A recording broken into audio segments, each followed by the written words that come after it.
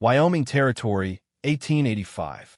The land was a testament to solitude, a sprawling canvas of sagebrush and silence painted under a sky so vast it could break a man's heart with its sheer indifference.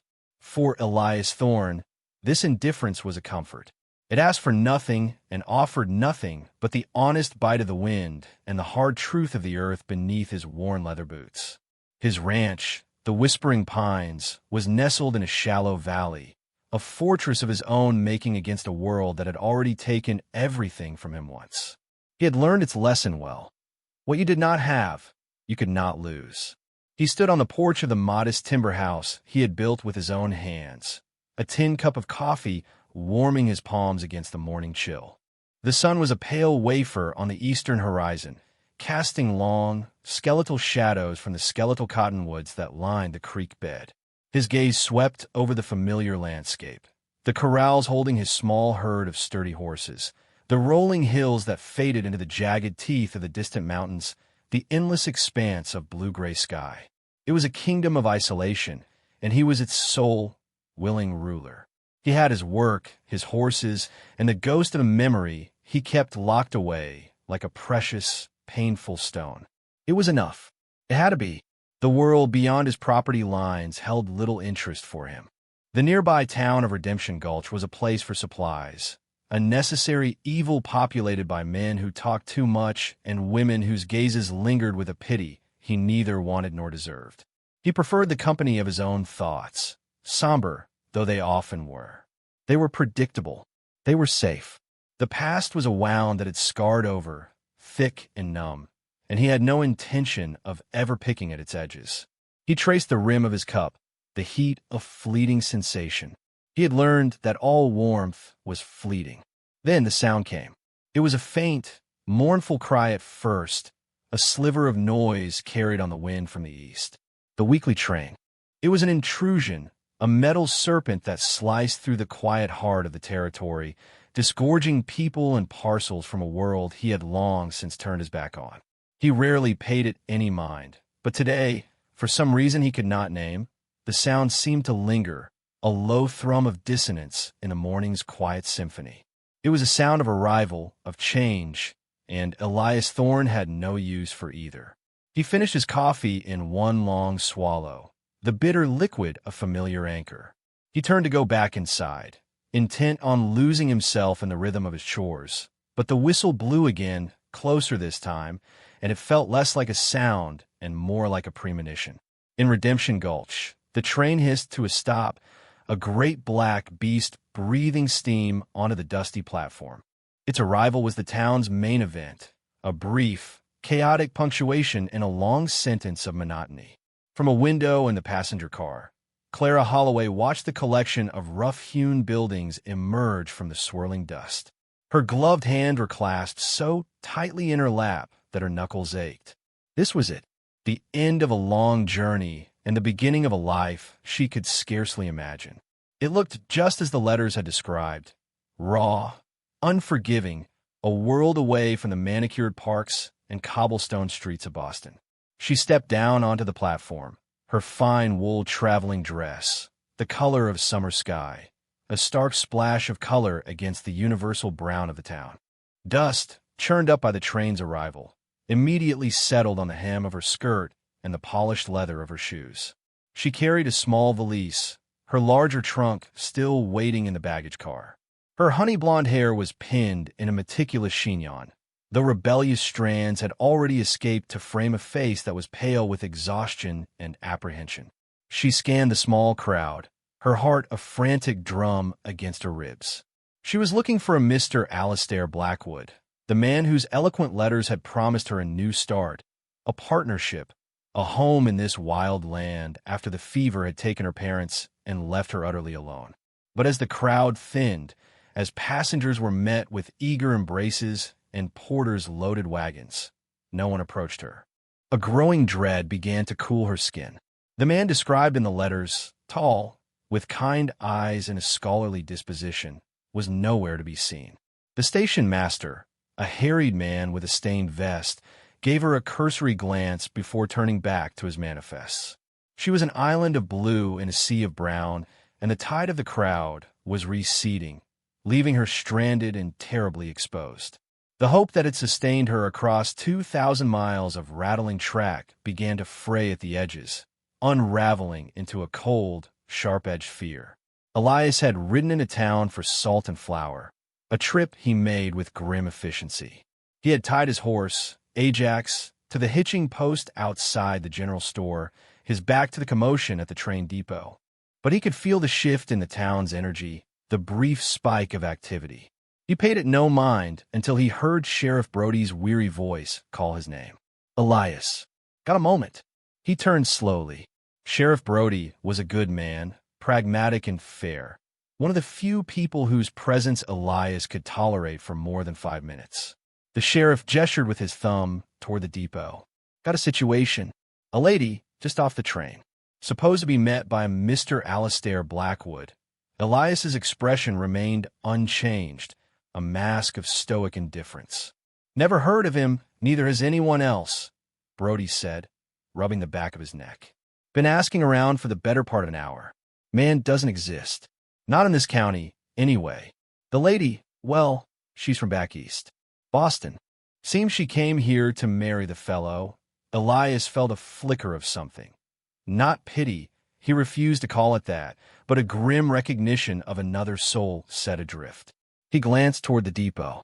He saw her then, standing beside a large trunk, a solitary figure in a dress too fine for this dusty world. She held herself with a straight-backed pride that seemed to be the only thing keeping her from collapsing. Even from this distance, he could see the tension in her posture, the rigid set of her shoulders. She was a canary in a coal mine, and the air here was thin and dangerous. Not my concern, Sheriff, Elias said, his voice low and final. He turned back toward the store. Elias, wait, Brody pressed. She has nowhere to go. The next train back isn't for 3 days. The hotel is full up with surveyors for the railroad. She can't just stand on the platform. Elias's jaw tightened. He knew what was coming. He had a spare room. He had Martha, his housekeeper, who came 3 days a week to combat the dust and his own neglect. His ranch was the most logical, most respectable place for a woman in her predicament, and he wanted no part of it. His home was a sanctuary, a tomb, not a boarding house for damsels in distress. He thought of his quiet evenings, the silent meals, the ordered emptiness of his life. She would shatter it all, like a stone thrown through a still pond. He looked at her again. The wind whipped a strand of her honey-blonde hair across her face, and she brushed it away with a gesture that seemed both delicate and weary. The last rays of the afternoon sun caught the gold in her hair, making it shine like a halo of spun light. For a heart-stopping moment, she looked up, and her eyes, blue and wide with a dawning panic, met his across the dusty street. It was a fleeting connection, but it was enough. He saw not just a problem, but a person as alone in that moment as he was every moment of his life. A curse escaped his lips, low and soft. Fine, he bit out, the word tasting like ash. I'll talk to her. He walked across the street, his stride long and purposeful, the dust swirling around his boots like golden phantoms. As he approached, Clara Holloway watched him, her apprehension warring with a sliver of hope. He was tall and broad-shouldered, dressed in practical, worn denim and leather.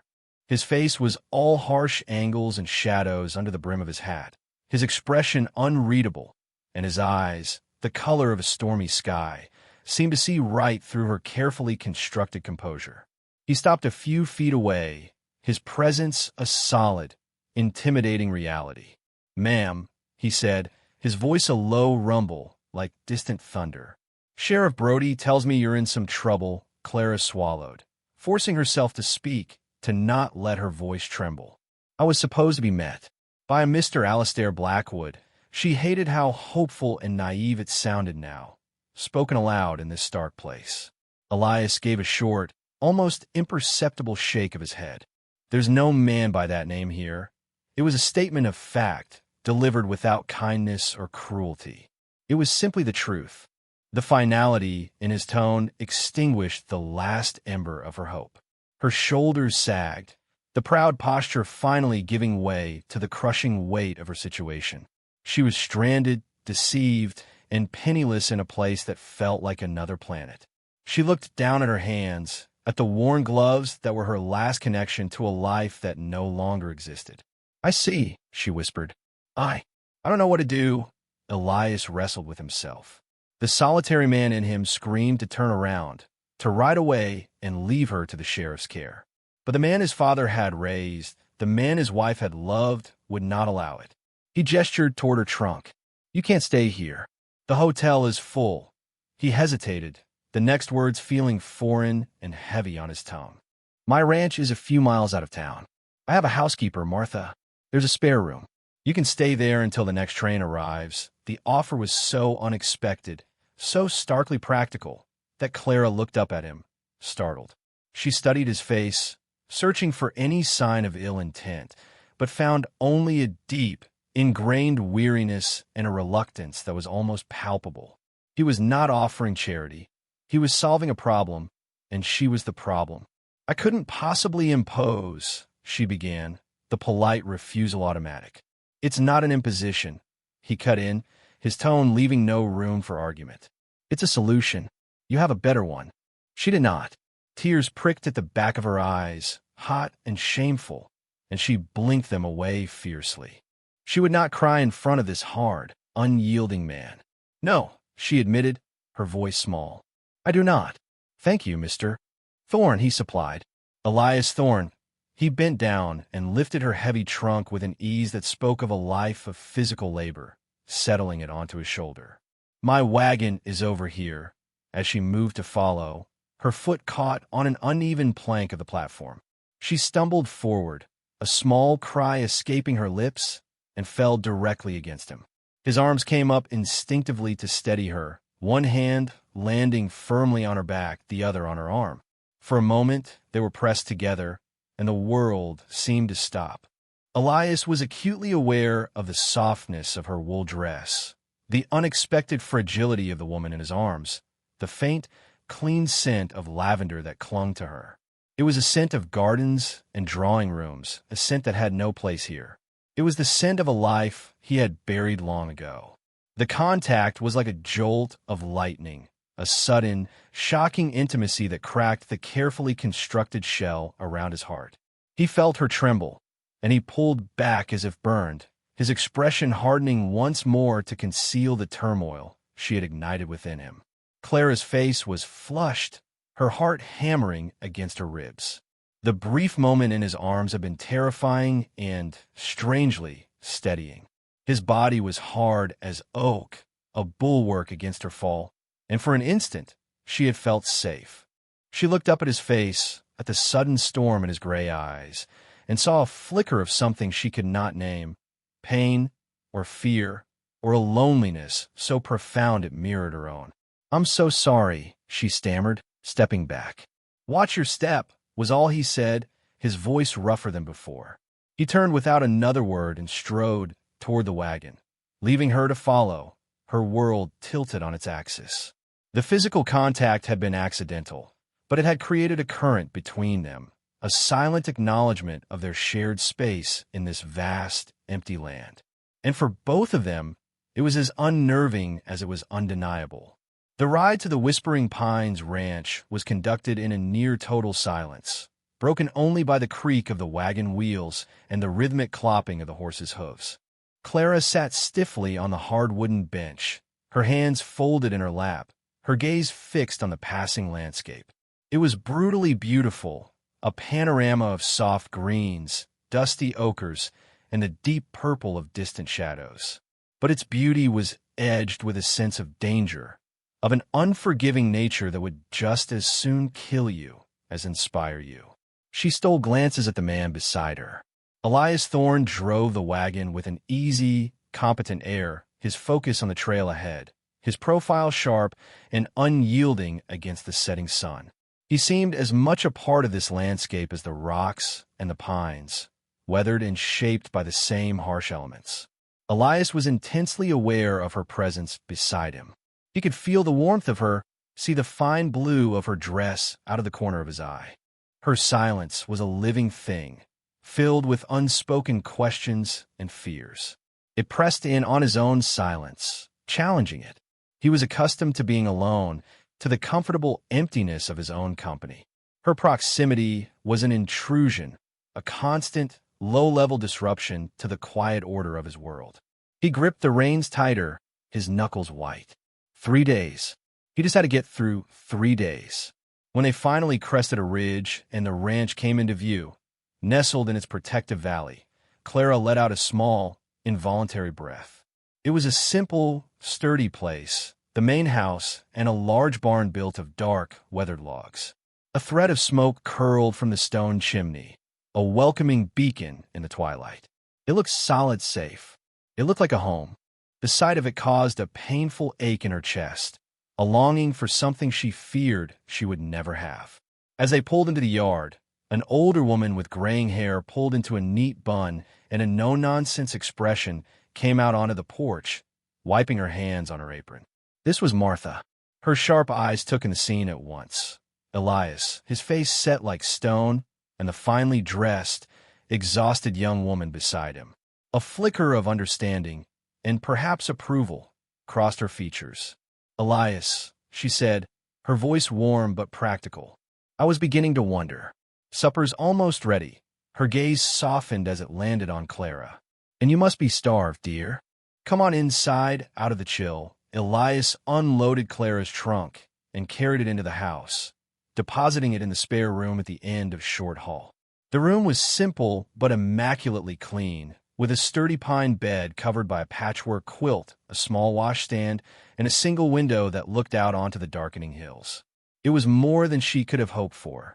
"Martha will bring you some water," Elias said from the doorway, his voice gruff. "Supper's in 10 minutes." He left before she could thank him, retreating as if the small, domestic space made him uncomfortable. Dinner was another quiet affair, though Martha's presence eased the tension slightly.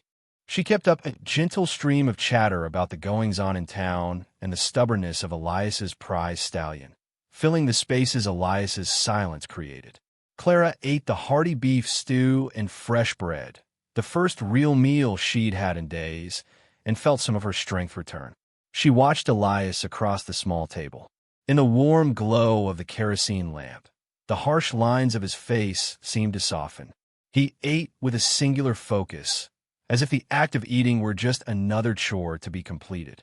But once, when he thought she wasn't looking, his eyes drifted to the empty chair beside him, and a shadow of such profound loss passed over his face that it made her breath catch in her throat. She looked away, feeling as though she had trespassed on a private, sacred grief. Later that evening, after Martha had left for her own small cottage nearby, a fragile truce settled over the house. Elias sat by the hearth, cleaning a rifle with meticulous, practiced movements. Clara, unsure of what else to do, took a seat in the armchair opposite him, pulling a small mending kit from her reticule to repair a tear in her glove. The only sounds were the crackle of the fire and the soft click and scrape of metal as Elias worked. The silence stretched, taut and heavy. Finally, Clara could bear it no longer. "Mr. Thorne," she began, her voice softer than she intended. "I know this is an imposition. I want to thank you again for your kindness." He didn't look up from his work. "It's not kindness. It's decency." There's a difference. His bluntness stung, but she persisted. "Nevertheless, I am grateful. I feel I owe you an explanation." She took a deep breath. "My parents passed away this winter. The fever. I had no other family, and our funds were depleted. A lawyer in Boston who handled my father's affairs knew of Mr. Blackwood, who was apparently seeking a wife to help establish a proper home here. The correspondence seemed genuine. He wrote of his plans to build a school." Elias stopped his work, his hands stilling on the rifle. He finally looked at her, his gray eyes holding hers in the firelight. "There is no school being built, and no one in this territory would conduct such an arrangement through a Boston lawyer. You were deceived, so it would seem," she said, a bitter taste in her mouth. She looked down at the glove in her hands. "I suppose I was a fool to believe it, to come all this way on the strength of a few letters. But I had so few choices. It felt like the only door that was open to me." Her voice was quiet, freighted with the weight of her loss and the foolishness of her hope. A long moment passed. Elias set the rifle aside and leaned forward, his elbows on his knees. The firelight carved deep shadows into his face. "We all make choices based on the doors we see," he said, his voice low and rough with some unidentifiable emotion. "Sometimes the doors are traps." He looked into the flames, his gaze distant, lost in a memory she could not see. "I had a wife, Sarah, and a son, Daniel." He was 4-inch. He spoke the words as if they were stones he was pulling from his own chest. "The winter 3 years ago was hard. A fever came through the valley. Fast. There was nothing the doctor could do." He fell silent, but the story hung in the air, complete in its devastating simplicity. Clara's heart ached for him. She saw it all now, the emptiness in his eyes, the walls he built around himself, the reason for his solitary existence. He had lost his world, just as she had lost hers. They were two sides of the same coin of grief. "I'm so sorry," she whispered, the words utterly inadequate. He gave a curt nod, accepting the sentiment without acknowledging the pain. "Grief is a private thing, Miss Holloway. I don't welcome visitors there." He stood up, the moment of sheer vulnerability over as quickly as it had begun. "You should get some rest. The train leaves Friday." He placed the screen in front of the fire and extinguished the main lamp, plunging the room into shadows. He left her there, the warmth of the fire on her face and the cold echo of his loss in her heart. In that quiet moment, something shifted between them. He had shared the source of his wound, and in doing so, had inadvertently shown her the man beneath the hardened exterior. She saw not just a gruff, solitary rancher, but a man hollowed out by a sorrow as deep as her own.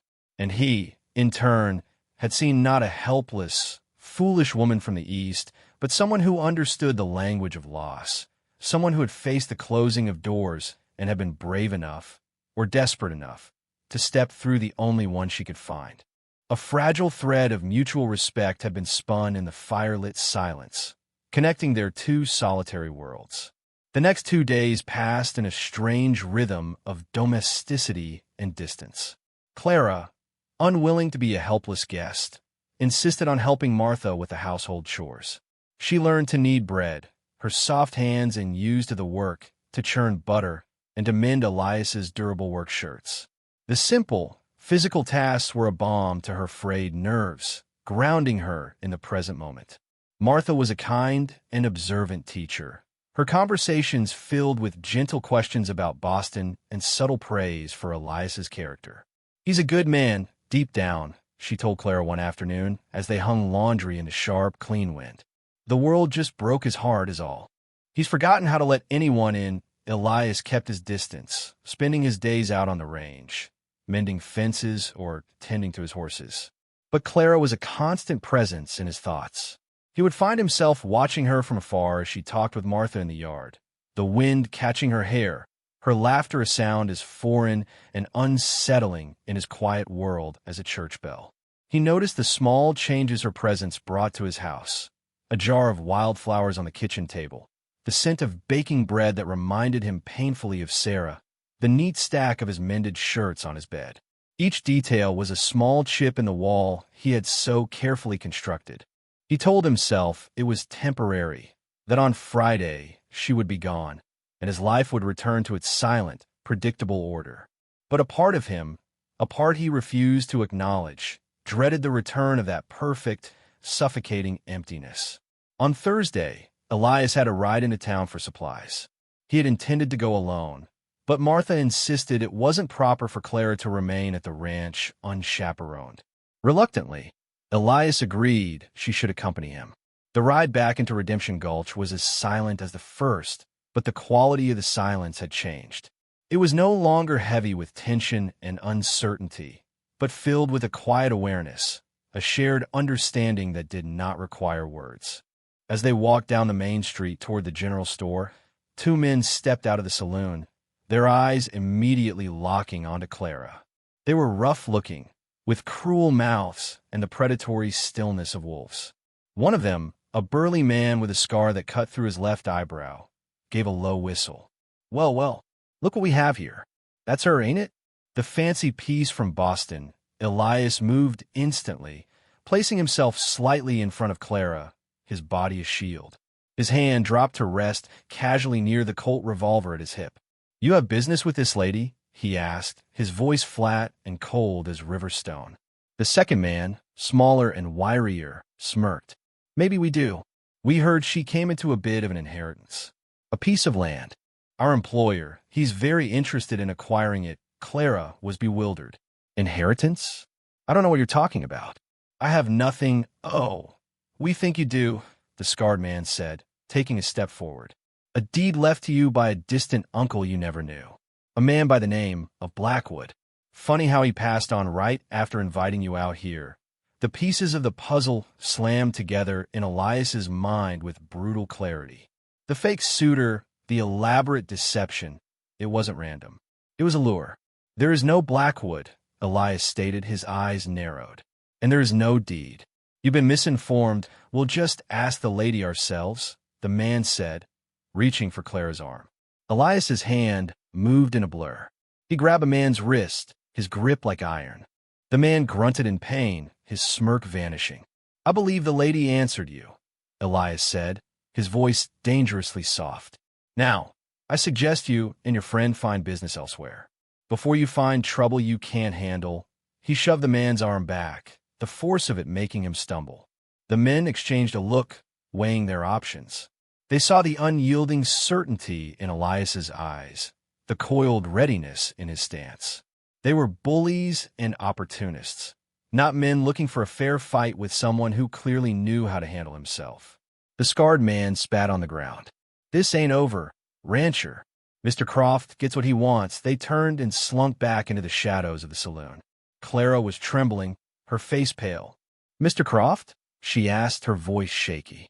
"Silas Croft," Elias explained, his jaw tight with anger as he guided her toward the general store. "Richest man in the county. Owns the big cattle operation north of here. He's been trying to get his hands on the water rights to the creek that runs through my property for years. He must have cooked up this scheme, thinking this fictional inheritance would give him leverage." He looked down at her, a new and fierce protectiveness hardening his features. "They lured you here to use you against me." The cold-blooded nature of the plot horrified Clara. She had not been just a fool. She had been a pawn in a greedy man's game. The danger she was in was suddenly, terrifyingly real. It was no longer a matter of being stranded. It was a matter of being hunted. That evening, the atmosphere at the ranch was thick with unspoken tension. The confrontation in town had changed everything. The threat was no longer abstract. It had a name and a face. Elias was on high alert, his rifle leaning against the wall near the door, his gaze constantly drifting to the windows, scanning the darkness. He was no longer just a reluctant host. He was a protector, and Clara was no longer just a guest. She was the reason danger was now circling his home. "You should have left me in town," Clara said quietly, breaking the long silence after their meal. "This is your fight. I've brought this trouble to your door. They would have taken you," Elias replied without hesitation, his eyes meeting hers across the room. "Croft isn't a man who asks twice." "You're safer here. For how long?" she challenged, her fear making her bold. "They know where I am. They'll be back." "You can't fight them alone. I've been alone my whole life," he said, the words a familiar, bitter creed. "I can handle Croft and his hired guns. Can you?" she pressed, standing up and walking over to the hearth where he stood. "Or is that just what you tell yourself, because you're too afraid to let anyone else help? To let anyone else in?" The words were out before she could stop them, born of her own terror and a sudden, fierce desire to break through his defenses. His face hardened, a muscle twitching in his jaw. "You don't know anything about me. I know you lost your family and decided to lose the rest of the world along with them," she shot back, her voice trembling with emotion.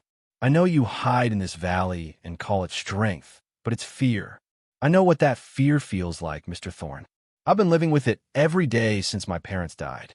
But I will not let it rule me, and I will not be the reason you get hurt." The raw truth of her words struck him with the force of a physical blow. She saw him not as the competent, self-sufficient rancher he projected, but as a man governed by fear. the same fear that now consumed her. In her defiance, he saw a reflection of a strength he had forgotten existed, the courage to face the world even when it had taken everything from you.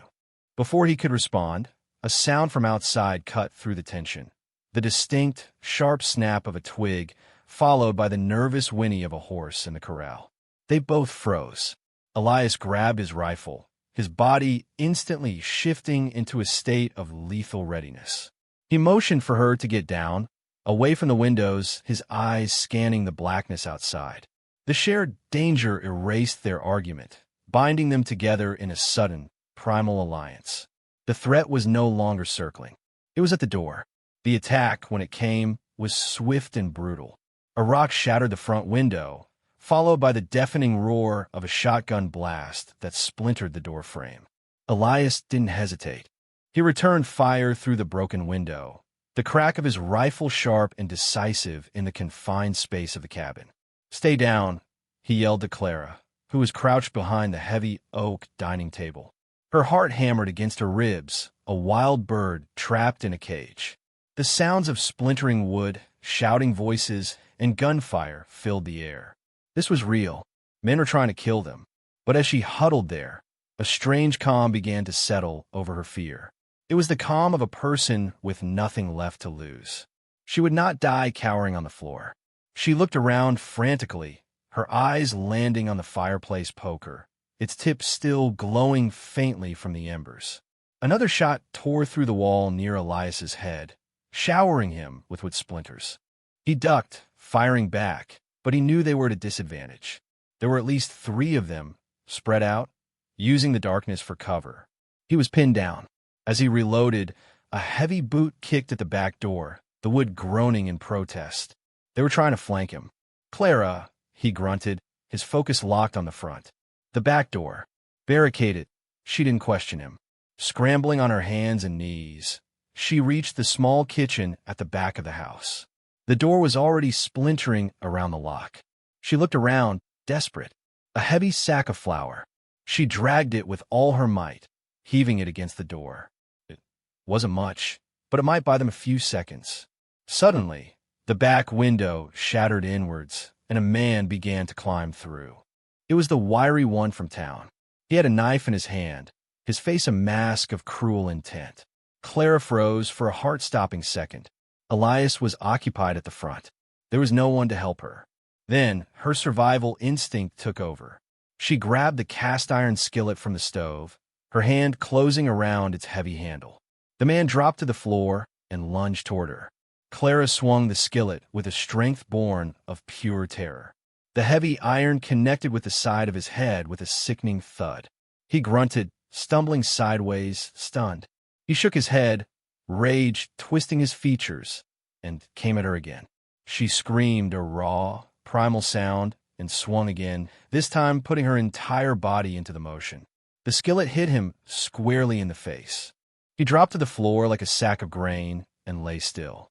Clara stood over him, panting, the heavy skillet clutched in her white-knuckled grip. She had done that. She, Clara Holloway from Boston, who had never so much as raised her voice, had struck a man down. A wave of nausea and adrenaline washed over her. At the front of the house, the scarred man and another of Croft's thugs used the distraction to make their move. They burst through the weakened front door, shotguns leveled. Elias got off one shot, hitting the second man in the shoulder, sending him staggering back out onto the porch. But the scar man was on him, knocking the rifle from his hands. They crashed to the floor, a tangle of limbs and fury. Elias was strong, but the other man was a brute, his weight and desperation giving him an advantage. He pinned Elias to the floor, his hands closing around Elias's throat, squeezing the air from his lungs. Black spots danced in Elias's vision. He struggled, his hands clawing at the man's thick wrists, but his strength was failing. Through the roaring in his ears, he saw a flash of movement. It was Clara. Her face was a pale, determined mask in the flickering lamplight. She held the glowing fireplace poker in both hands like a spear. With a cry that was half rage and half fear, she lunged forward and jammed the hot metal tip into the thigh of the man, choking Elias. The man screamed, an agonized, inhuman sound, and his grip on Elias's throat vanished as he recoiled, clutching his leg. The smell of seared flesh filled the room. That one moment was all Elias needed. He surged up, driving his fist into the man's jaw. The man's head snapped back, and Elias hit him again, a brutal, finishing blow that sent him slumping to the floor, unconscious. Silence descended, thick and suffocating, broken only by their ragged breathing and the whimpering of the wounded man on the porch. The battle was over. Elias pushed himself to his feet, his throat raw, his body bruised. He looked at Clara, who stood frozen, the poker still in her hands, her eyes wide with shock. He crossed the room in 2 strides and gently took the poker from her trembling fingers. "It's over," he said, his voice hoarse. "You're safe." The words broke the spell. A shudder racked her body, and the strength that had sustained her through the fight vanished, leaving her weak and trembling. He reached out and pulled her against him, holding her tightly as the reaction set in. She buried her face in his chest, her body shaking with silent sobs. He held her, his hand stroking her hair, his own heart pounding a wild, unsteady rhythm. He was aware of the smell of gunpowder and her scent of lavender, a strange combination of violence and softness. In that moment, holding her amidst the wreckage of his home, he knew with a terrifying, absolute certainty that his life of solitude was over. He had not just been fighting for his home, he had been fighting for her. The thought shattered the last of his defenses, leaving him exposed and vulnerable in a way he had not been in years. The aftermath was a grim, methodical affair. Elias bound the 2 unconscious men and dragged the wounded one inside. Sheriff Brody, alerted by the sound of gunfire echoing through the valley, arrived with a deputy an hour later. The story was pieced together, the evidence of the attack undeniable. Brody hauled Croft's men away, promising to ride out to the Croft ranch with a warrant at first light. Once they were gone, an exhausted quiet settled over the damaged cabin. Elias and Clara worked together wordlessly, boarding up the broken window and righting the overturned furniture. The shared task was a way to process the violence, to reclaim the space that had been so brutally violated. But beneath the surface of their practical actions, a new and powerful current flowed between them. The fight had forged a new kind of bond, one tempered in fear and sealed in survival. When there was nothing left to do, they stood in the middle of the room, the air still thick with the smell of spent gunpowder. The adrenaline had faded, leaving a bone-deep weariness in its place. Clara looked at the splintered door, the bloodstain on the floor, and a shudder went through her. "They will come back," she whispered, "or he will send others." Elias's face was grim. He might. He looked at her, at the smudges of dirt on her cheek and the fierce, unwavering strength in her eyes. The thought of her leaving on the morning train, of her being alone and vulnerable somewhere out in the world where he could not protect her, was a physical pain, sharper than any bruise he had sustained in the fight. He had to get her away. He had to send her somewhere safe, far from Silas Croft, far from this violent land, far from him. It was the only honorable thing to do. The words felt like swallowing glass. "The train leaves at dawn," he said, his voice flat and devoid of emotion. "I'll take you to the station. You need to be on it. Go back to Boston. Go somewhere he can't find you." Clara stared at him, her heart sinking. After everything they had just been through, after she had seen the fear for her in his eyes, he was pushing her away. He was retreating back into his fortress of solitude, locking the gate behind him. The pain of his rejection was sharper than any fear of Silas Croft. "Is that what you want?" she asked, her voice barely a whisper. "For me to leave?" "It's what's necessary," he said, his gaze fixed on some point over her shoulder, unable to meet her eyes.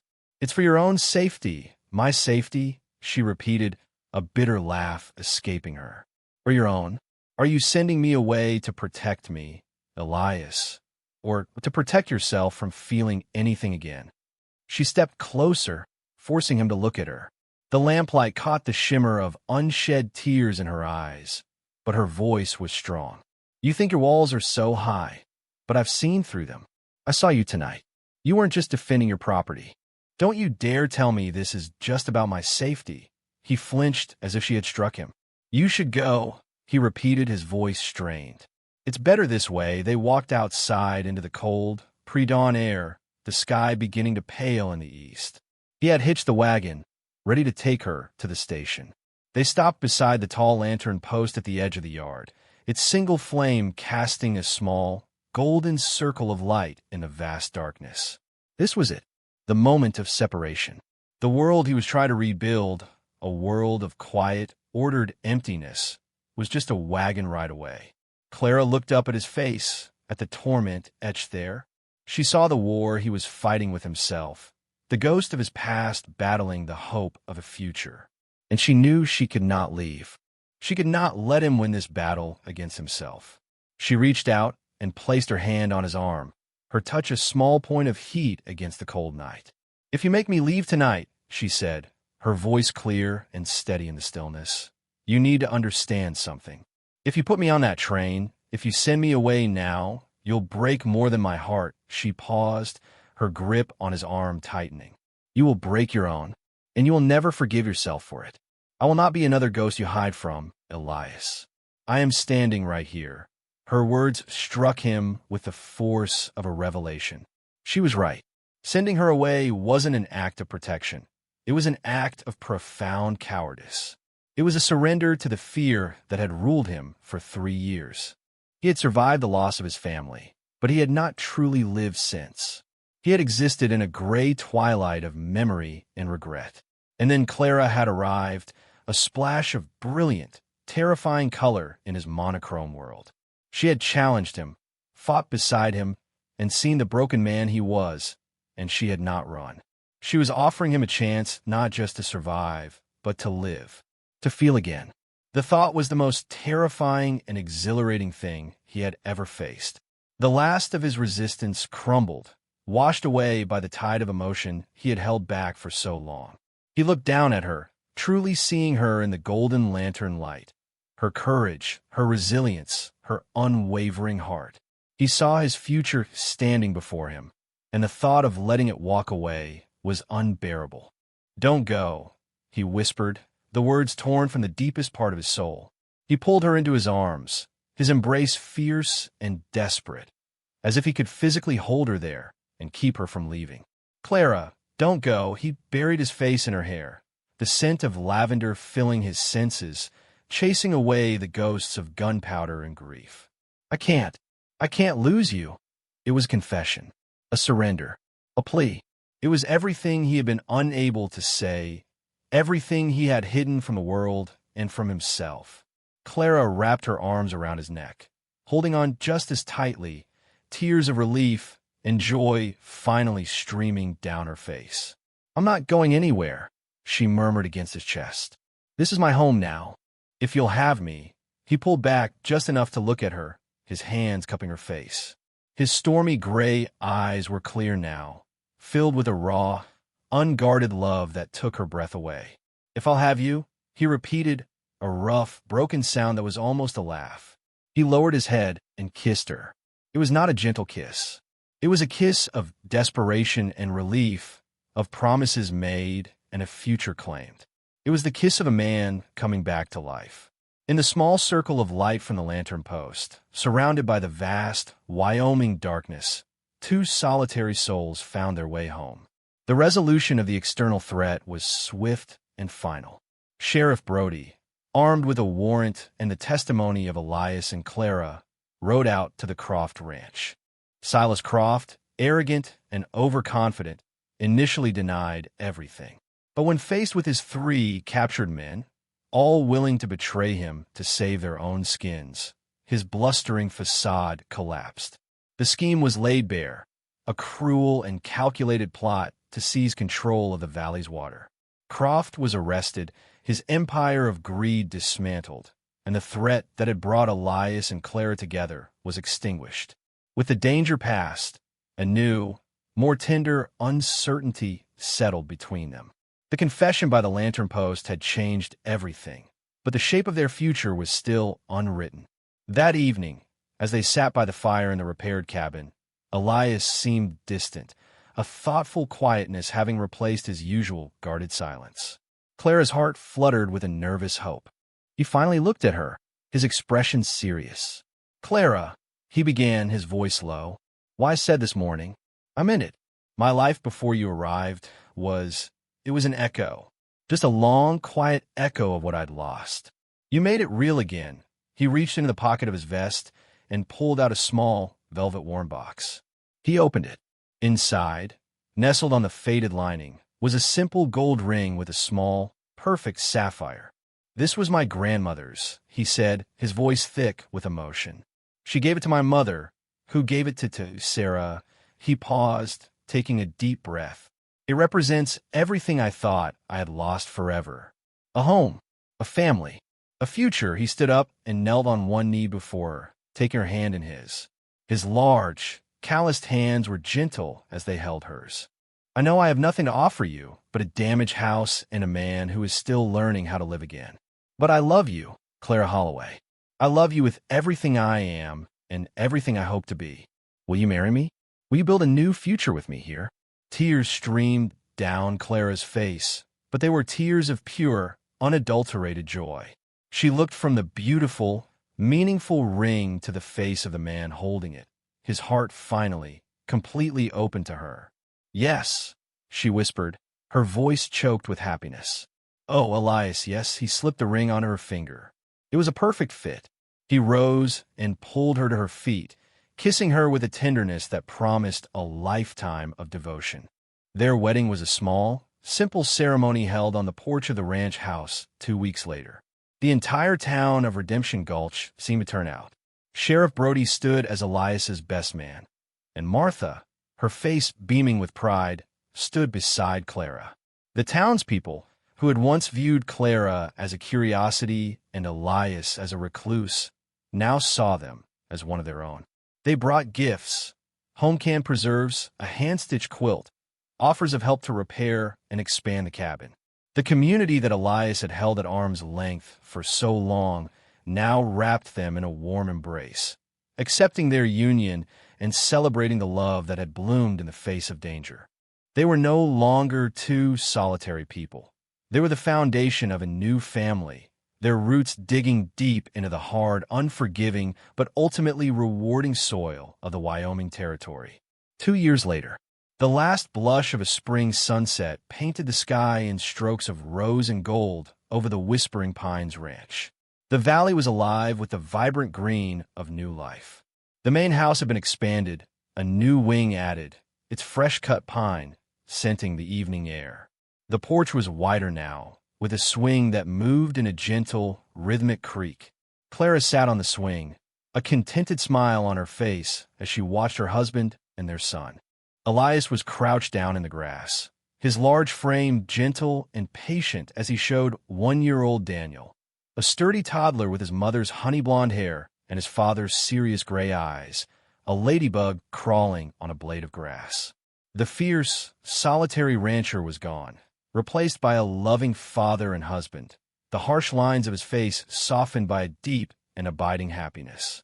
Daniel laughed, a pure, delighted sound that echoed in the quiet valley, and reached out a chubby finger to touch the insect. Elias watched him, his heart full to bursting. He looked up, and his eyes met Clara's across the yard.